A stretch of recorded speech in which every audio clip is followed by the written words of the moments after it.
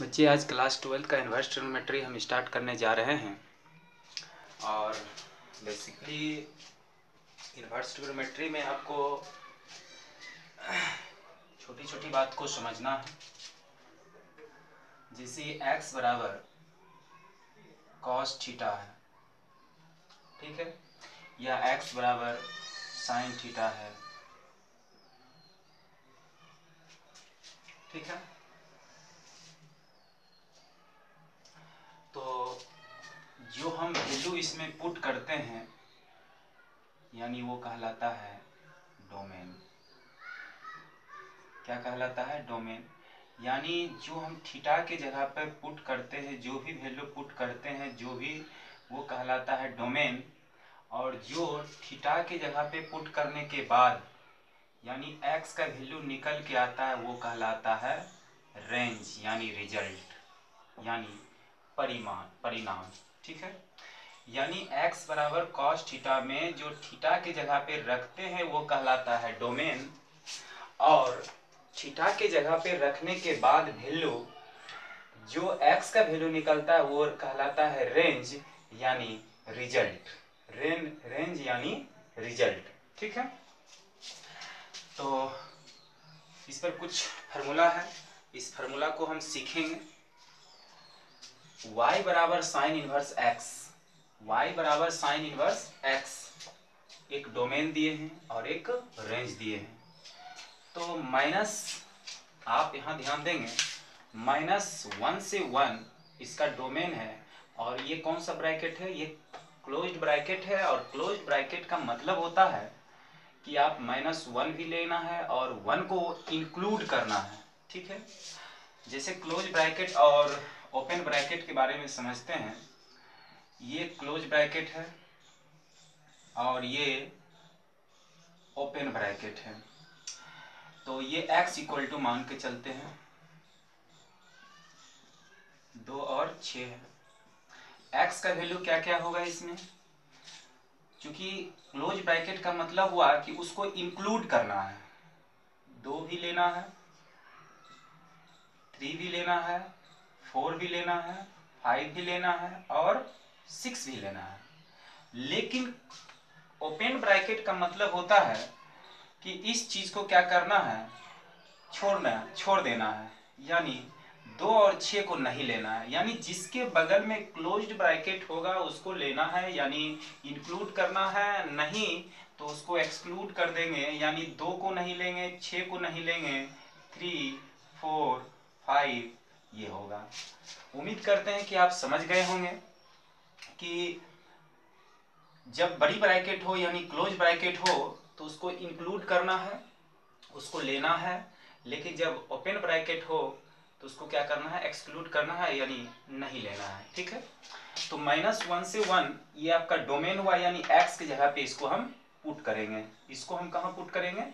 x की जगह पे पुट करेंगे। और यहाँ पे रेंज आएगी यानी y का वैल्यू आएगा। फिर x जगह पे पुट करेंगे डोमेन इतना, तो रेंज इतना आएगा।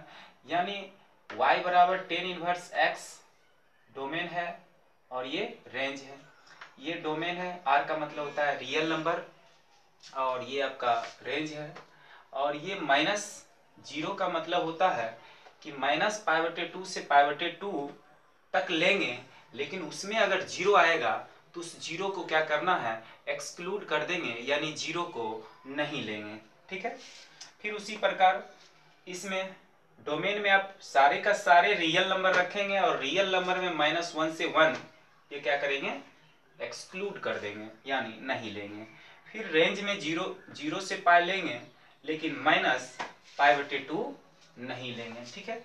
तो इस पे बेस हम क्वेश्चन देखते हैं 1 बाय 1 कि इस पर बेस कौन सा क्वेश्चन बन सकता है। तो हम 1 बाय 1 ध्यान देंगे, ठीक है।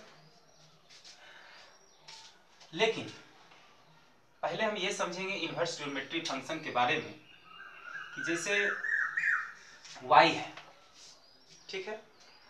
y बराबर कितना है? साइन 30 डिग्री है, तो इसका वैल्यू कितना हो जाएगा? 1/2। हम लोग ट्रिग्नोमेट्री चैप्टर में यानी क्लास 10th में यही पढ़ते आए कि साइन 30 यानी डोमेन दिया है तो रेंज निकल के आएगा 1/2। यानी डोमेन दिया हुआ है, रेंज निकल के आएगा 1/2। यानी आप डोमेन यहाँ पे दिया है, ठीक है, और रेंज यहाँ पे क्या होता है, निकलता है। लेकिन अब इन्वर्स ट्रिग्नोमेट्री फंक्शन में क्या करेंगे, क्या देखेंगे, तो इन्वर्स ट्रिग्नोमेट्री फंक्शन में जो है आपको साइन इनवर्स 1/2 इस तरीका से है, और इसका वैल्यू आपको क्या करना है, निकालना है, ठीक है।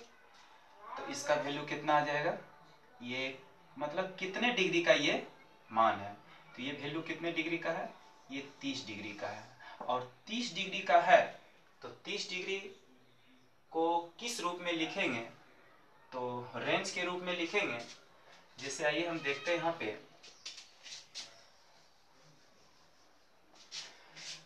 जैसे ये 30 डिग्री है तो 30 डिग्री को क्या लिखेंगे, π/6। 45 डिग्री को क्या लिखेंगे, π/4। 60 डिग्री को क्या लिखेंगे, π/3। 90 डिग्री को क्या लिखेंगे, π/2। और 180 डिग्री को क्या लिखेंगे, पाई लिखेंगे, ठीक है। तो ये सब छोटी छोटी फार्मूला आपको याद रखना है, तब जाके आप क्वेश्चन को सॉल्व कर सकते हैं, ठीक है। कुछ और फार्मूला है, 6 फार्मूला, जिसको हम देखेंगे ध्यान से और समझेंगे, तब जाके आप सारे के सारे क्वेश्चन को सॉल्व कर सकते हैं, ठीक है।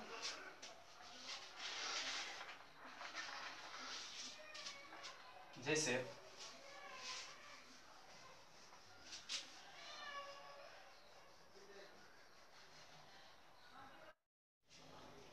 तो कुछ फार्मूला है, उस फार्मूला को हम देखते हैं और उस फार्मूला पे क्वेश्चन भी सॉल्व होगा। जैसे साइन इनवर्स माइनस एक्स है, ये हो जाएगा minus sine inverse x. Tan inverse minus x है, ये हो जाएगा कितना, माइनस टेन इनवर्स एक्स। और कॉसेक इनवर्स माइनस एक्स है, ये हो जाएगा माइनस कॉसेक इनवर्स एक्स। 3 और फार्मूला है जिसको हम देखेंगे और इसी पर बेस क्वेश्चन सॉल्व करेंगे। ये हो जाएगा आपके कितना, कॉसेक माइनस एक्स बराबर pi minus cos inverse x, sec minus x pi minus sec minus x sec inverse x. और एक बच गया आपका cot minus x equal to pi minus cot inverse x. अब इस पर बेस क्वेश्चन जो है हम लोग सॉल्व करेंगे और 1 बाय 1 क्वेश्चन को देखेंगे कि क्वेश्चन को कैसे सॉल्व किया जाता है, ठीक है। जैसे पहला क्वेश्चन है y बराबर cos √3/2, ठीक है, cos इनवर्स √3/2, यानी cos इनवर्स √3/2 है। तो आप इसको क्या लिख सकते हैं, तो इसको लिख सकते हैं हम, ये कितने डिग्री का मान √3/2 होता है, यानी ये कितने डिग्री का मान √3/2 होता है, तो 30 डिग्री का मान √3/2 होता है। यानी ये 30 डिग्री का मान √3/2 होता है। लेकिन हम आपको बताए थे कि 30 डिग्री को क्या लिखेंगे, π/6। 45 डिग्री को क्या लिखेंगे, 45 डिग्री को लिखेंगे π/2, ठीक है।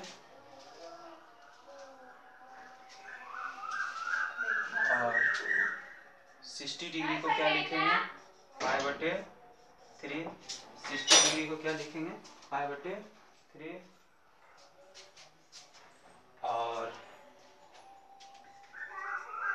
90 डिग्री को क्या लिखेंगे, π/2।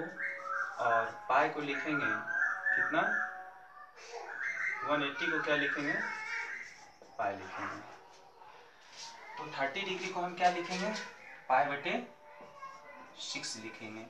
और ये 30 डिग्री को π/6 लिखेंगे तो हमको ये देखना होगा कि उस रेंज में ये लाई किया या नहीं किया। तो कॉस इनवर्स का रेंज जो होता है 0 से पाई होता है, यानी इसका रेंज जो होता है वो 0 से पाई होता है, यानी ये पाई/6 है, यानी 30 डिग्री है, और ये 0 से 180 है। क्या इसके बीच में आएगा या नहीं आएगा? ये 30 डिग्री है, तो क्या इसके बीच में आएगा या नहीं आएगा? तो ये तो 30 डिग्री 0 से 180 के बीच में आएगा, इसलिए यह जो वैल्यू है पाई/6 ये इसमें क्या करेगा? लाई करेगा। तो यही मेरा क्या हो गया? आंसर। क्वेश्चन नंबर 2 देखते हैं। क्वेश्चन नंबर 2 है कि y equal to sine inverse -1/2। तो इसको पहले क्या लिखेंगे? क्योंकि साइन इनवर्स माइनस एक्स क्या होता है? माइनस क्या होता है? Minus sign inverse 1/2।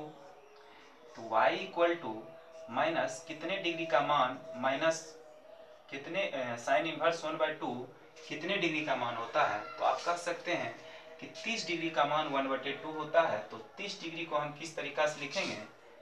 तो पाई/6।